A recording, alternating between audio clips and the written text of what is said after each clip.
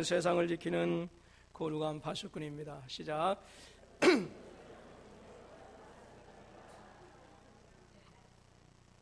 예, 좌우의 그림 어때? 볼만합니까? 예, 제가 아이디어 냈어요.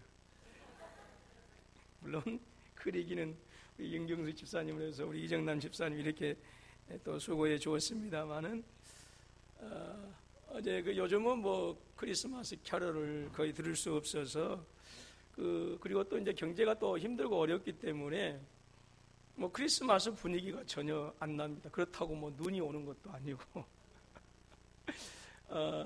그런데 어린 청년들이 이것을 옆에서 만드는 것을 보면서 잠시나마 성탄절이 오긴 왔구나라고 하는 그러면서 왠지 좀 성탄절에 대한 기대 그리고 그 즐거움 그리고 마음이 설레는 것을 잠깐 누릴 수 있었습니다.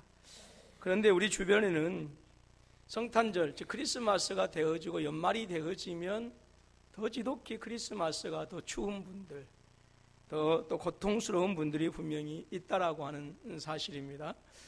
우리가 그것을 잊지 않았으면 좋겠어요. 어떤 이들에게는 성탄절이 정말 무한한 기쁨이 되어지고 설레임이 되어지는데 어떤 이들에게는 성탄절이 오히려 더 고통스러운 그런 날들이 되어지기도 합니다. 여러분, 우리 모두에게는 성탄을 맞이하는 우리 모두에게 하나님의 기쁨으로 충만하실 수 있기를 주님의 이름으로 축원합니다. 아무튼 뭐 옛날이나 지금이나 어떤 사회 어떤 국가이든지 간에요, 그 사회는 항상 극단적인 양면이 존재합니다. 이중적인 면이 존재한다라고 하는 것이죠. 요즘 뭐 우리나라에도 이제 국정교과서다라고 하는 어떤 이런 부분들 때문에 뭐 이제 보수냐 또는 좌편향적인 사람이냐라고 하는 뭐 이런 어떤 여러 가지 많은 사상 논쟁까지 일어나기도 하고, 그렇지만 어느 사회든지 간에 극우와 극자는 항상 존재해요. 근데 문제 우리 사회의 안타까운 것이 뭐냐, 이 극우와 극자, 이 극한으로 치닫는 이 대립을 적절하게 조절해 줄 수 있는 성숙함이 없다라고 하는 것이 그것이 문제예요. 이런 미국이라고 극자가 없을까요? 영국이라고 극자가 없을까요? 그런데 그들 자체는 어떤 이런 극단적인 대립이 있을 때에 그 가운데서 그것들을 서로 보완해 주는, 그것들을 중도에서 이렇게 해결해 줄 수 있는 성숙함이 있다라고 하는 것이죠. 근데 오늘날 우리들의 모습은 안타까운 것은 그것이 없는 것이 오늘 우리 그 사회를 더 어지럽게 하는 부분이다. 어떻게든 간에 사회의 어떤 이런 이중적인 부분들이 존재합니다. 뭐 교회 아니라고 이런 일이 없을까요? 교회 안에도 이런 이중적인 부분들이 있어요. 근데 성숙한 교회는 그 부분을 어떻게 그리스도의 모습으로 성숙하게 승화시켜 가느냐, 변화시켜 가느냐라고 하는 것이 성숙한 교회입니다. 갈등이 있을 수가 없어요. 이 성탄의 계절을 지나면서 오늘 이 땅에 우리가 즐거움을 가지고 설레임을 가지고 있지만 이 땅에는 우리가 볼 수 없는 곳에서, 들을 수 없는 곳에서, 보이지 않는 곳에서 큰 아픔과 슬픔을 가지고 살아가는 사람들이 분명히 있다라고 하는 것이죠. 우리가 성탄의 기쁨에 취해서 우리가 그들을 위해서 기도하지 못한다고 한다면, 그들을 향한 우리의 무릎이 꿇려지지 않는다고 한다면, 그들을 향한 돌아봄이 없다고 한다면 우리는 하나님 앞에 책망받을 수밖에 없다. 그래서 이번 기회에는 오늘 우리가 그들을 위해서 기도하면서 또 우리가 그들을 돌아보게 되어진다고 한다면 이 힘들고 어려운 시대에 하나님의 선한 위로하심이 우리 가운데 넘치게 될 줄로 믿습니다. 동방의 박사들이 예루살렘에 도착하였습니다. 그리고 예루살렘에 도착한 이 동방의 박사들은 지체하지 아니하고 어디로 향했다고 했어요? 헤롯의 궁전으로 향했어요. 아마도 동방의 박사들은 생각하기를 유대인의 왕이라고 한다면 당연히 헤롯 궁전에서 태어나지 않겠느냐라는 생각을 가진 것 같습니다. 여러분, 그런데요, 박사들은 자신들이 이 헤롯 궁전을 방문했던 이 자그마한 사건으로 말미암아서 베들레헴을 중심으로 한 그 지경에 처참한 비극이 일어날 줄은 전혀 생각도 하지 못했어요. 상상하지 못한 일이 일어나게 되어진 것이죠. 여러분, 헤롯 왕은 박사들로부터 유대인의 왕으로 태어나신 이가 있는데 그분이 어디 있습니까? 라고 하는 소식을 들을 때에 정말로 소스라치게 깜짝 놀랐습니다. 왜냐하면 이 헤롯은 원래 유대인의 적통이 아닙니다. 다윗의 가문이 적통인데 이 헤롯은 조상이 에서예요. 에돔 족속이에요. 역사적으로는 에돔보다는 이제 이두메라고 이제 많이 나오고 있습니다만은 이 어찌해서 그의 아버지 그 안티파트로스라고 하는 이 사람이 그 로마의 그 삼두 정치로 유명한 그 폼페이우스 장군의 신임을 얻어서 이제 그 하스몬 왕가를 무너뜨리고 그리고 이제 그 유대 지역의 행정을 다스리는 이제 행정원이 되어지는 것이죠. 그런데 이 헤롯 그 안티파트로스에게는 두 아들이 있는데 둘째 아들이 바로 헤롯입니다. 근데 아버지의 마음은 첫째에게 더 가 있었어요. 그런데 헤롯이 정치적으로 더 노련했기 때문에 이제 형을 이기고 나서 그리고 이제 유대인의 이제 왕이 정식으로 이제 로마 정부의 허락하에 유대인의 이제 왕이 되어진 것이죠. 이제 이 아버지가 행정장관이었는데 아버지의 이제 어떤 그 후원과 그리고 이제 로마 정부의 후원을 얻어서 이제 그 유대의 이제 그 대왕이 되어지는데 이 사람은 대단히 포악하고 의심이 많은 사람이었습니다. 자신의 아내 미리암네라고 하는 사람이 있었는데 자신에 의해서 멸망당한 하스몬 왕가의 공주였어요. 그래서 이 사람이 왕이 되어지면서 이 미리암네와 결혼을 하게 되어지죠. 그래와 다윗의 적통은 아니더라도 사이이기 때문에 합법적으로 유대인의 왕이 되어줄 수 있는 어떤 법적인 근거가 되어지는 것이죠. 사이이지만 미리암네하고 결혼했기 때문에. 그런데 이 사람은 죽기 얼마 전에도요, 얼마나 의심이 많고 포악했던지 이 미리암네를 독살시키고 자기의 세 아들을 죽이고 얼마 있지 않다가 죽어가는 그런 사람입니다. 이렇게 잔인하고 포악한 사람이었어요. 그렇기 때문에 동방의 박사들이 와가지고 유대인의 왕으로 나신 이가 어디에 있습니까? 라고 했을 때에 여러분 헤롯의 마음은요, 죽이고자 하는 마음은 너무나도 당연했던 거예요. 그래서 이제 동방의 박사들에게 만약에 그 사람을 찾는다고 한다면 나에게 꼭 알려주라. 나도 가서 경배해야겠다라고 이제 약속을 받고 이제 동방의 박사들은 떠납니다. 그런데 하루 이틀 기다렸지만 오지 않는 거예요. 이것을 속은 줄 알고 헤롯은 자신의 이제 군인들에게 명령해서 베들레헴을 중심으로 해서 그 지경에 그때를 기점으로 해서 2살 아래의 아이들은 다 죽이라라고 그렇게 이야기합니다. 명령합니다. 그래서 이제 베들레헴 지경을 비롯한 그 지경에 있는 아이들이 다 죽임을 당하게 되어지죠. 학자들은 이때에 이제 죽은 아이들이 한 20명 정도 되었다라고 이렇게 얘기하지만 그때 죽은 아이들은 뭐 정확하게 역사적으로 나타나지 않습니다. 그런데 지역이 베들레헴 지역이었어요. 물론 예루살렘과 그렇게 멀지 않는 지역입니다. 그럼에도 불구하고 여러분 베들레헴은 어떤 사람들이 많이 살았느냐? 힘없고 가난한 사람들이 많이 살았어요.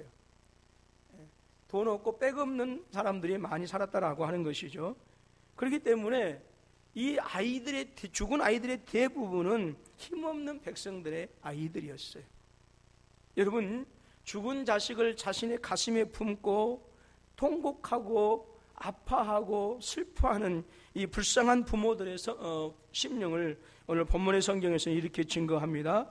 그가 자식이 없으므로 위로받기를 거절하였더라 그랬어요. 얼마나 그 마음이 아팠던지, 자신의 사랑하는 아들이 그 아무 죄도 없이 죽은 것이 너무나도 아프고 처절해서 위로받기를 거절할 그런 정도였어요. 여러분, 이 땅에 태어나서 엄마 아빠의 무한한 사랑을 받아야 할 아이들이었습니다. 그런데 그 어린 아이들이 잔인한 폭군의 칼날 아래 아무런 힘도 없이 그냥 베들레헴 지경에 태어났다고 하는 그 이유 한 가지로 꽃잎처럼 떨어져 버리고 말았어요. 부모들은 사랑하는 자식을 빼앗기지 않으려고 엄마 아빠는 죽을 힘을 다해서 발악을 하고 몸부림쳐 보았지만 여러분, 칼과 창으로 무장한 이 헤롯의 군사들을 어떻게 이길 수가 있겠습니까? 부모들은 피눈물을 흘리면서 자신들의 그 사랑하는 아들들이 자기 앞에서 죽어가는 그 처참한 모습을 바라볼 수밖에 없었습니다.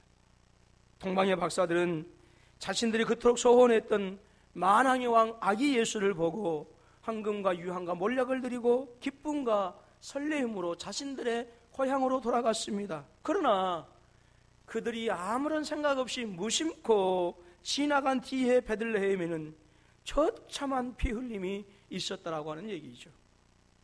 꽃잎처럼 떨어져간 아이들의 죽음이 거리에 널브러져 있었고요.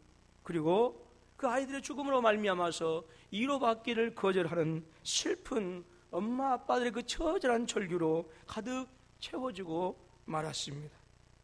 과연 동방의 박사들은 이 슬픈 비극을 알았을까요? 오늘 저와 여러분들이 사는 이 시대에도 여러분 분명한 것은 우리 눈에 보이지 않는 곳에서 또 저와 여러분들이 들을 수 없는 곳에서 세상의 불의와 또 거짓과 불법의 칼날 아래에서 진리가 꽃잎처럼 쓰러지는 일들이 너무나도 많이 일어나고 있습니다. 하나님의 뜻이 거짓된 것에 어그러지는 것이 너무나 많고, 여러분 마귀와 사탄의 공격 아래서 주의 몸된 제단 교회가 속절없이 무너지는 슬픈 크리스마스가 존재하고 있다라고 하는 사실들을 저와 여러분들은 있어져서는 안 된다라고 하는 것입니다. 세상에서 기댈 데가 없는 사람들 얼마나 많이 있습니까? 세상에서 힘이 없고 여러분 비빌 언덕이 없는 사람들 얼마나 많이 있습니까? 그들 가운데는 힘없는 우리 아들들이 있습니다. 힘없는 우리의 형제들이 있습니다. 힘없는 우리의 누이들이 있음을 여러분 우리는 이 크리스마스를 보내면서 잊어서는 안 될 것입니다. 우리는 저들을 세상의 불법에서 세상의 불의와 거짓에서 구원할 힘이 없을지라도 우리는 모른 척 외면해서는 안 되는 거예요. 그리고 하나님 앞에서 저들이 위로받을 수 있도록 우리가 저들을 돌아보는 은혜, 그리고 사랑, 그리스도의 심정, 그리고 그 심정으로 기도하는 우리의 성숙한 모습들이 있어질 수 있기를 주님의 이름으로 축원합니다. 우리의 기도는 여러분 잔인한 헤롯의 칼날보다 훨씬 더 강하고 강합니다. 왜 그렇습니까? 전능하신 하나님께서 저와 여러분들의 기도를 들으시기 때문에 그래요. 헤롯 앞에서 온갖 아첨을 일삼았던 그 유대의 그 종교 지도자들, 유다의 지식인들보다도 훨씬 더 강합니다. 왜냐하면 하나님은 당신의 가슴에 성도 여러분들의 눈물로 채우시기 때문에 그렇습니다.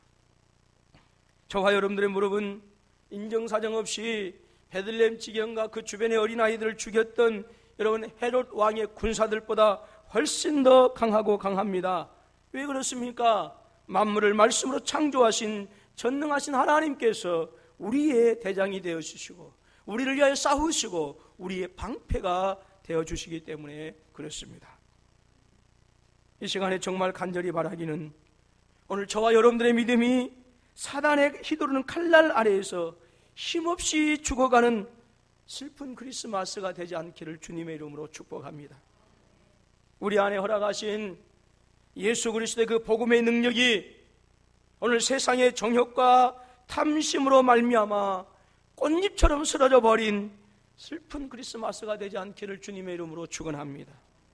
여러분, 오늘날도 여전히 자신의 자리를 보존하기 위해서, 자신의 욕심을 지키기 위해서 자신의 힘과 능력과 지혜와 권세를 가지고 잔인한 칼날을 휘두르고 있는 여러분 더럽고 추악한 헤롯들이 이 땅에도 여전히 존재한다라고 하는 사실입니다.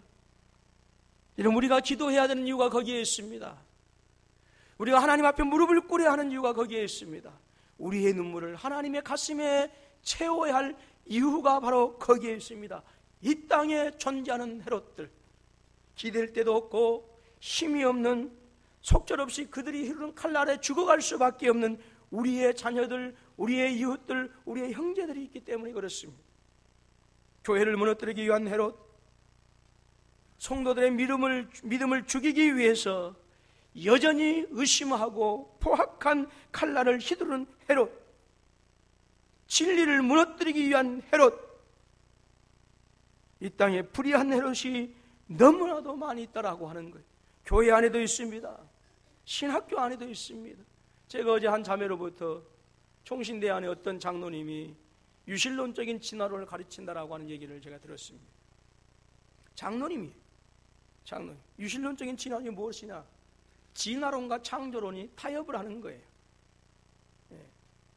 유실론적인 진화론이라고 하는 것은 하나님께서 세상을 창조하셨어요.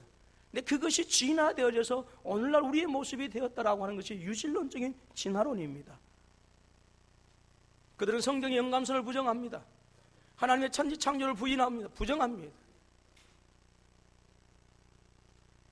오늘 신학교의 강단에서도 교회 안에 장로님들 가는 분들이 공부를 많이 했다고 하는 분들이 예수 그리스도의 그 진리를 무너뜨리기 위한 철학이라고는 헤롯, 사상이라고는 헤롯을 사정없이 싣고 있다라고 하는 거예요. 거기에 속절없이 우리의 청년들이 죽어갑니다. 우리의 자녀들이 죽어갑니다. 기도해야 되는 이유가 거기에 있는 것입니다. 여러분, 이 헤롯들 앞에서 오늘 우리의 믿음들이 다시 한번 확고하게 세워지는 복된 성탄절이 되어줄 수 있기를 주님의 이름으로 축원합니다. 이 거짓된 헤롯, 잔인한 헤롯, 포악한 헤롯들이 휘두른 그 칼날 앞에서 우리의 믿음을 빼앗겨버리고 그래서 통곡하고 슬퍼하는 크리스마스가 아니라 어떠한 헤롯들 앞에서도 우리의 마음을 담대하게 믿음을 담대하게 증거하고 그 믿음을 굳건히 할 수 있는 그런 즐거운 기쁨의 성탄이 되어줄 수 있기를 주님의 이름으로 축원합니다.